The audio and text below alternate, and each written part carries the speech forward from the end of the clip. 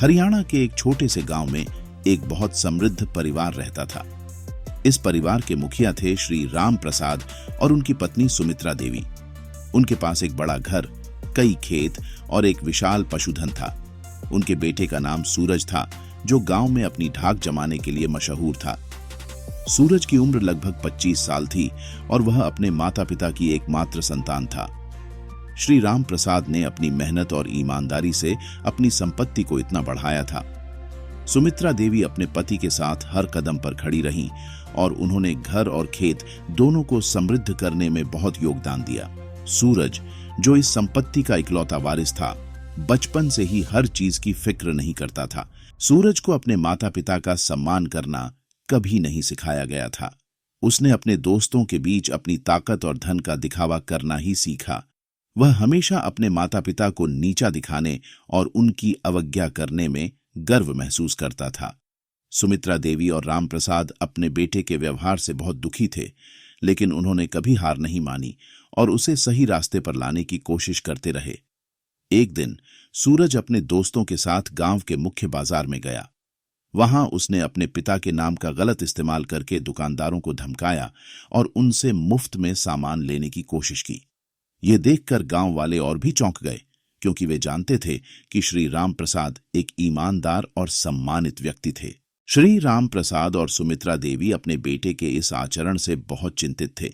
उन्होंने कई बार सूरज को समझाने की कोशिश की, लेकिन हर बार वह उन्हें अनसुना कर देता और अपने दोस्तों के साथ अपनी शान दिखाने में लग जाता। एक दिन सुमित्रा देवी ने अपने बेटे से सीधा बात करने का निर्णय लिया। सूरज बेटा, तुम ऐसा क्यों करते हो? तुम्हारे पिता ने अपनी पूरी जिंदगी मेहनत करके यह सब कमाया है। हमें इस गांव में हमेशा ईमानदार और नेक समझा गया है। माँ, आप लोग पुराने ख्यालों के हैं। आज के जमाने में ऐसे नहीं चलता। पैसे और ताकत का दिखावा करना जरूरी है, और वैसे भी ये सब तो एक दिन मेरा ही है। बेटा, धन और ताकत का घमंड इंसान को बर्बाद कर देता है। हम तुम्हारे भले के लिए कह रहे हैं। लेकिन सूरज पर उनकी बातों का कोई असर नहीं हुआ। उसने अपने माता पिता की बातों को हल्के में लिया और अपने पुराने तरीके जारी रखे। सूरज के दोस्तों का प्रभाव उस पर बहुत गहरा था। वे लोग उसे हमेशा ऐसे काम करने के लिए उकसाते थे जो गलत थे। एक दिन सूरज के दोस्तों ने उसे एक जुआ खेलने की योजना बताई। सूरज को जुए में शामिल होने का आइडिया बहुत रोमांचक लगा और उसने बिना सोचे समझे इसमें भाग लेने का निर्णय लिया। सूरज ने अपने पिता की मेहनत से कमाई हुई बड़ी रकम लेकर जुए में लगा दी। उसने सोचा कि वह आसानी से जीत जाएगा और अपने दोस्तों के बीच और भी बड़ा आदमी बन जाएगा। लेकिन जुआ एक ऐसा खेल है जिसमें ज्यादातर लोग हारते हैं। सूरज भी हार गया और उसने अपनी सारी रकम खो दी। सूरज की हार ने उसे मानसिक रूप से बहुत हिला दिया। उसने कभी सोचा भी नहीं था कि वह इतना बड़ा नुकसान उठाएगा। वह अपने दोस्तों के सामने भी शर्मिंदा हो गया और उसे समझ नहीं आया कि अब वह क्या करे। उसे अपने पिता के पास जाना पड़ा और पूरी कहानी बतानी पड़ी। श्री राम प्रसाद ने अपने बेटे की बातें सुनी और उन्होंने कहा, सूरज, हमने तुम्हें हमेशा सही रास्ता दिखाने की कोशिश की, लेकिन तुमने हमारी बातें कभी नहीं मानी। अब तुम्हें खुद अपनी गलती का एहसास हो रहा है। सूरज ने अपने पिता से माफी मांगी और कहा कि वह अपनी गलती को सुधारना चाहता है। राम प्रसाद ने उसे एक मौका देने का निर्णय लिया और कहा, बेटा, अगर तुम वाकई में सुधारना चाहते हो तो हमें अपनी मेहनत से इस नुकसान की भरपाई करनी होगी। सूरज ने अपने पिता की सलाह मानी और उसने खेतों में काम करना शुरू किया। पहले तो उसे बहुत मुश्किल हुई, क्योंकि वह कभी भी शारीरिक मेहनत का आदी नहीं था, लेकिन धीरे धीरे उसने मेहनत करना सीखा और उसे अपनी गलती का एहसास हुआ। उसने देखा कि उसके माता पिता ने कितनी मेहनत से यह सब कुछ कमाया है। सूरज ने अपनी माँ और पिता से माफी मांगी और कहा, माँ, पापा, मुझे माफ कर दो। मैंने आपके सम्मान को ठेस पहुंचाई और आपकी मेहनत की कदर नहीं की।